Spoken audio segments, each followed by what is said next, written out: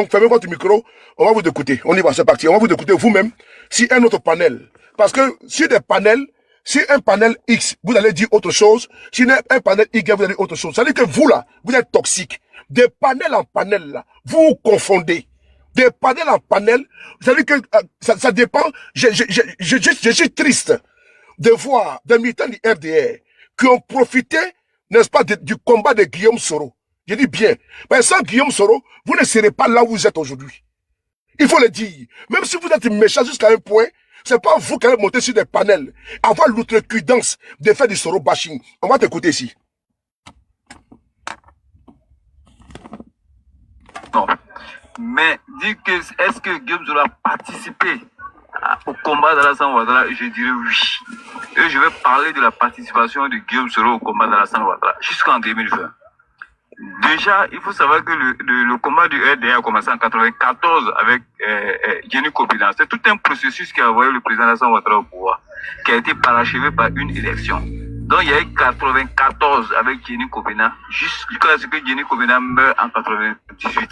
Et que Alassane vient de façon officielle prendre les rênes du RDR. Alassane vient officiellement au RDR à partir du 1er août 1999. Mais 2 mois après, moi j'étais à cette époque président des jeunes RJR de Treichville, à Abidjan Sud. 2 mois après, le président nous convoque la jeunesse du parti à son domicile, à Blocos. Ahmed Bakariko vient nous présenter Guillaume Soro comme l'un des nôtres qui va commencer à mener le combat avec nous. Ça, c'est 2 mois après que Alassane Ouattara ait pris le RDR. Donc, on nous présente Guillaume Soro et Ahmed nous dit qu'il va mettre une organisation en place pour ne pas bouleverser le RJR qui était déjà structuré, qui était la structure officielle de la jeunesse du RDR. Il va créer notre organisation satellite, mais qu'on mènera le même combat. Parce qu'à cette époque, Ahmed Bakariko était le conseiller du président chargé de la jeunesse. Donc, Ahmed Bakariko va installer un cabinet qui était au Vallon, derrière le BMW au Vallon. Donc, Guillaume Soro devient là le président du Forum des jeunes. C'est-à-dire que c'est les associations de jeunesse proches du RDR que Ahmed Bakariko a mis ensemble, qui sont appelées associations, qui sont appelées Forum des jeunes. Donc, partant de là, on avait 2 jeunesses au niveau du parti. Il y avait la jeunesse officielle qui était le RJR, et puis il y avait le forum des jeunes qui était dirigé par Guillaume Soro. Et puis, jusqu'à ce qu'arrive maintenant le coup d'État de 99. Après le coup d'État de 99, arrive le général Robert Gueye. Et voici les 2 actions fortes que le forum des jeunes a eu à mener pendant le règne de Gueye Robert. La première activité, c'est devant l'ambassade de France, où 2 jours avant, Blé Goudé avait appelé les Ivoiriens à aller devant l'ambassade de France pour contester contre une déclaration du président français contre le régime de Robert. 2 jours après, le forum des jeunes dirigé par Guillaume Soro appelle encore les jeunes Ivoiriens à aller soutenir devant l'ambassade de France, aller soutenir la France. Et cette manifestation a été violemment réprimée par les militaires. Et moi, quand j'étais président des jeunes, il y avait beaucoup de blessés dans ma commune. Et ce qui a fait qu'à cette époque, j'ai beaucoup apprécié la politique de Guillaume Soro à cette époque. Parce qu'à cette époque, après cet événement, il s'est promené dans toutes les communes pour visiter tous les blessés de cette manifestation. Ça, j'ai beaucoup apprécié. Parce qu'il est venu moi-même me visiter chez moi à la maison. On a tourné dans la commune pour visiter tous les blessés à cette époque. Et puis après, il y a eu la marche qui a été organisée sous Gueye Robert par le Forum des jeunes, qui a commencé devant la cathédrale jusqu'à la primature, puisque Gueye Robert à cette époque ils étaient plus à la primature qu'à la présidence. On a organisé cette marche de la cathédrale jusqu'à la primature. C'est les 2 activités fortes qui ont été organisées par le Forum des jeunes. Donc, pour dire que, déjà à cette époque, Guillaume Soro était déjà dans le combat du président Alassane Ouattara avec nous. Jusqu'à ce qu'on arrive en 2000 aux élections présidentielles du 2000, où Laurent Gbagbo, on sait dans les conditions dans lesquelles... Mon frère Ahmed, pardon, un instant. 30 secondes. Bon, je pense qu'on va arrêter la saignée, puisque nous en avons beaucoup contre toi. J'ai répété la même chose, hein. C'est la même chose monsieur, que monsieur, laissez-moi c'est la la même chose que tu vas Monsieur, laissez-moi parler. Fermez votre micro. Monsieur Ahmed, fermez votre micro, s'il vous plaît. Fermez votre micro. C'est important. Monsieur Guillaume Soro n'est pas un opportuniste. D'abord de un. Je pense que c'est un complexe générationnel. Guillaume Soro n'est pas venu à la tête de la rébellion comme un cheveu sur la soupe. Ce n'est pas vrai. Vous qui avez échoué lamentablement, au niveau générationnel, vous combattez Guillaume Soro. C'est-à-dire que toi et Zasso, c'est même pipe, même tabac. C'est blanc bonnet, bonnet blanc. C'est-à-dire que vous, là, votre haine contre Guillaume Soro, c'est le fait que Guillaume Soro, son parcours qu'il a eu, son ascension sociale, là, vous n'avez pas eu, donc vous êtes complexé. C'est de ça qu'il s'agit. Toi, tu étais membre de la jeunesse du RJR. Tu as expliqué ça ici. Et Guillaume Soro dirigeait une structure officieuse du RDR. Il a excellé au niveau social. Et toi, au niveau étatique. Et toi, tu es resté toujours derrière, comme le Aoulaba de Edoxi Yao. Donc, c'est normal que sur les panels, tu viennes ici faire du Soro bashing. Toi, ton cas, on comprend. Tu es comme Zasso.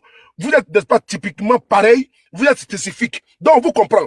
Donc, lui qui va discuter avec vous, là, il doit comprendre que c'est des individus carents, échec moral, échec social, qui combattent Guillaume Soro. Pas parce qu'ils ont une conviction qu'ils combattent. Non.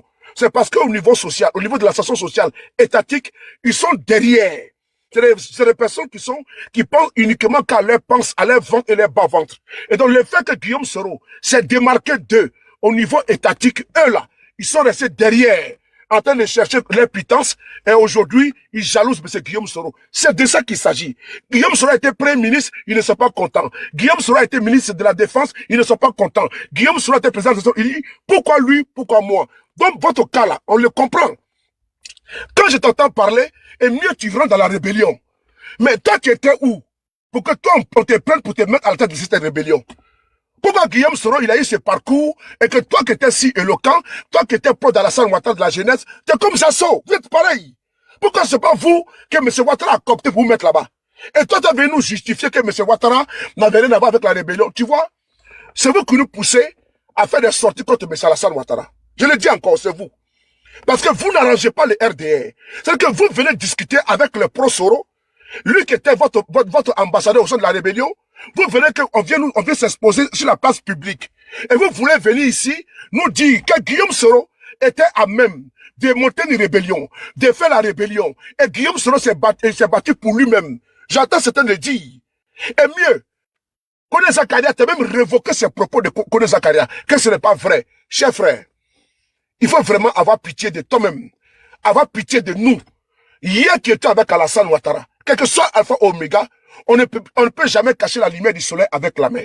Les composants civils de la rébellion étaient les démembrements, n'est-ce pas, de la jeunesse du RDR. C'est important.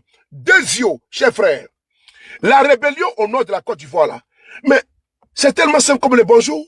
Pourquoi quand la rébellion n'est-ce pas, a été lancée en 2002, précisément le 19 septembre, pourquoi Ibé lui-même qui était, selon vous, le patron de cette rébellion, et que M. Ouattara n'avait rien à voir dedans, pourquoi Ibé ne s'est pas présenté?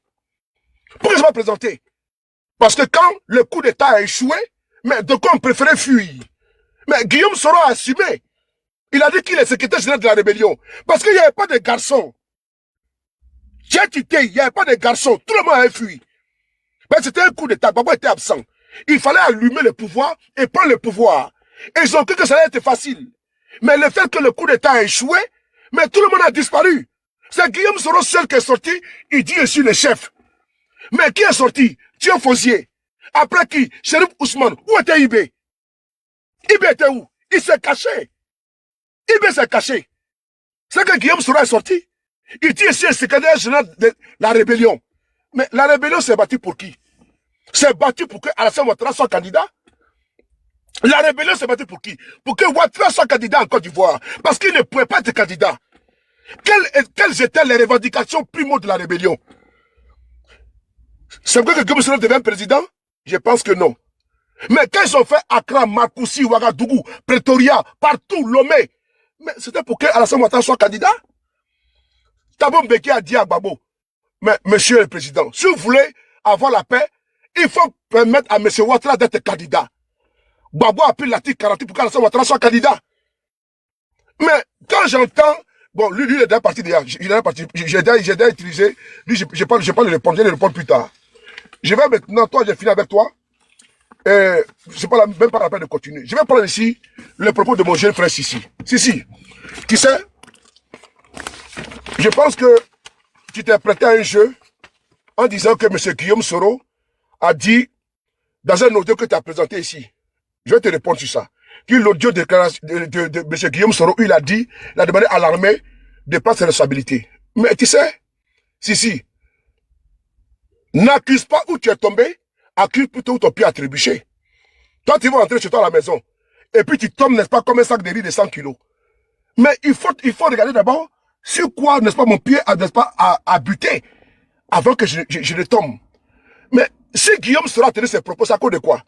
Quand monsieur Ouattara décide de piétiner la constitution de Côte d'Ivoire et de faire un troisième mandat anticonstitutionnel. J'ai cru entendre quelqu'un nous dire que M. Guillaume Soro a fait la promotion, n'est-ce pas, de la Constitution. Mais oui, mais la Constitution ne dit pas que M. Ouattara a fait un troisième mandat, puisque M. Bakongo a dit, n'est-ce pas, a convaincu tout le monde que c'était impossible, puisque M. Sassa Kambile, l'actuel ministre de la Justice de Côte d'Ivoire, l'a également dit, puisque M. Ouaga Obou, qui était président du panel des juristes, qui a écrit la lettre et l'esprit de la Constitution, ils ont fait à l'hôtel Ivoire Pullman une conférence de presse où ils ont expliqué que M. Ouattara ne peut pas être candidat, puisque M. Amon Tano lui-même a également déclaré en 2020 que M. Ouattara a dit que lui ne peut pas être candidat.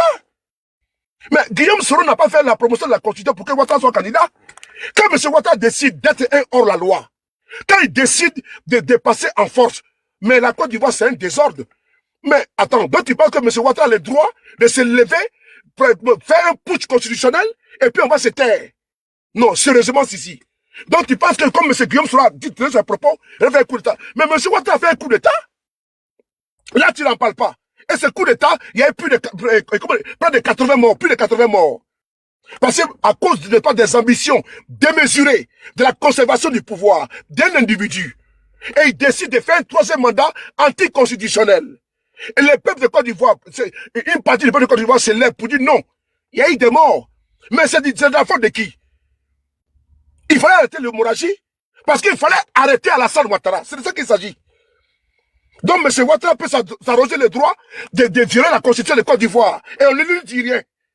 Donc, comme M. Guillaume Soro a dit, il faut que la même prenne ses responsabilités, c'est un crime. Si c'est à refaire, nous allons refaire. Si c'était à refaire, nous allons refaire la même chose. Parce que la Côte d'Ivoire n'appartient pas à M. Ouattara. Et M. Ouattara doit respecter les tests de notre pays. S'il décide de les piétiner, il faut l'affronter. Où est le mal en cela? Il n'y a pas de mal en cela. Si M. Guillaume Soro a dit, parce que l'armée de Côte d'Ivoire, elle est garant de notre patrie. Je dis bien l'armée de Côte d'Ivoire.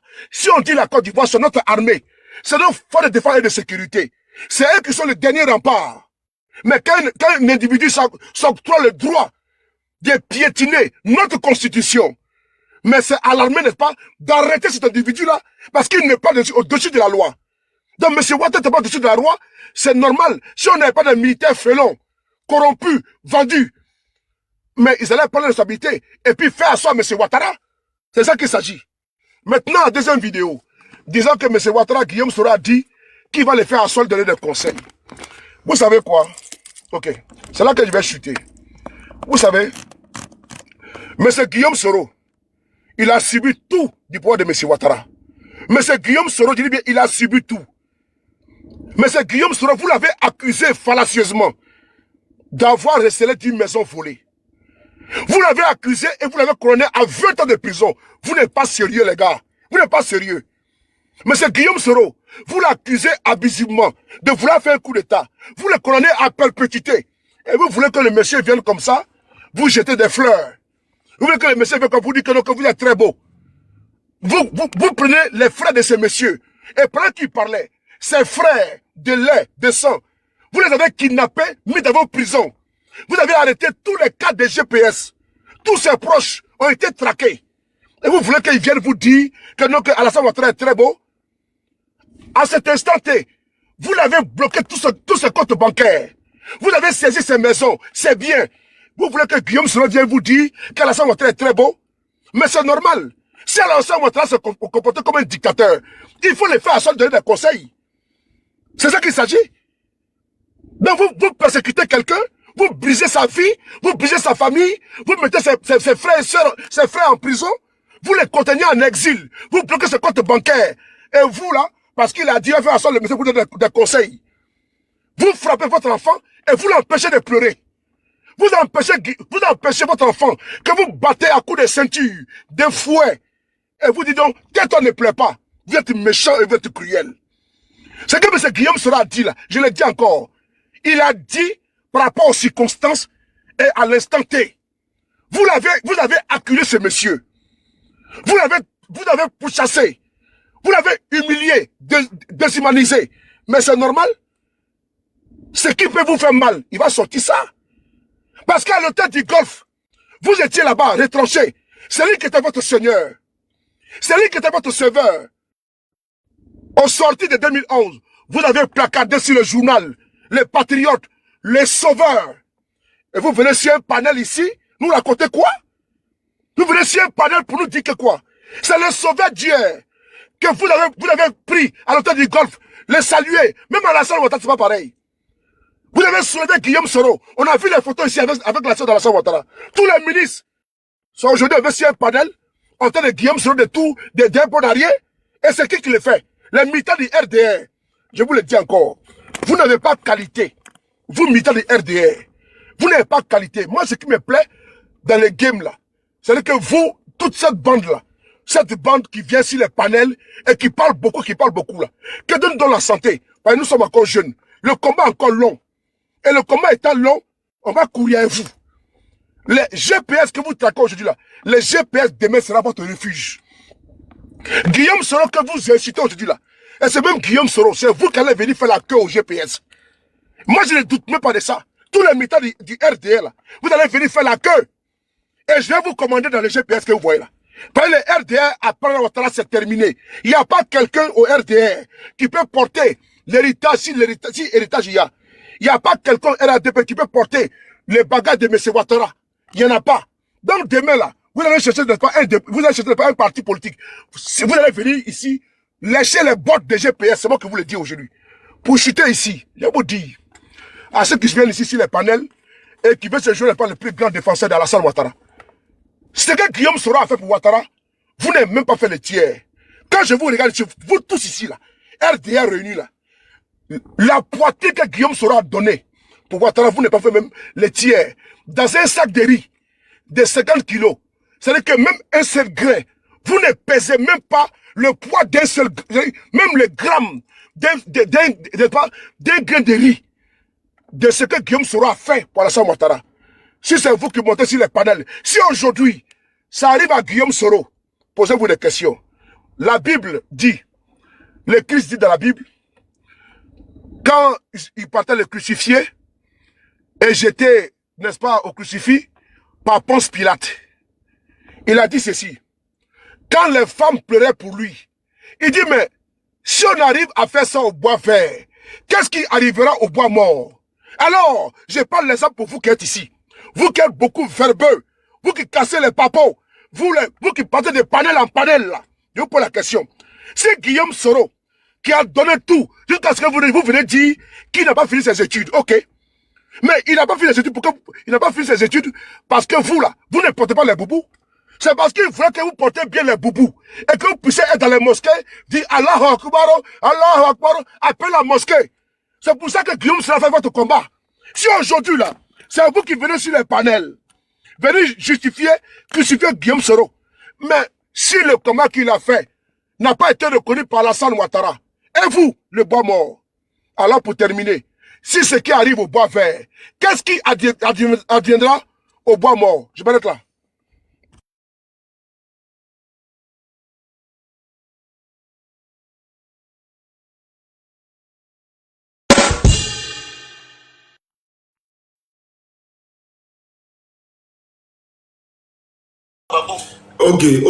Ok. Ouais, la riposte. C'est à Ok. moi de parler normalement. Hey, boss, je pensais que je parlais. Non, je n'étais pas là. Rapidement. Madame Elisa. J'ai pas encore parlé, madame. Madame Elisa, normalement, c'est moi. Attendez, c'est autour de shooter de parler, je pense. Ouais, Elisa Saki. Non, c'est pas lui.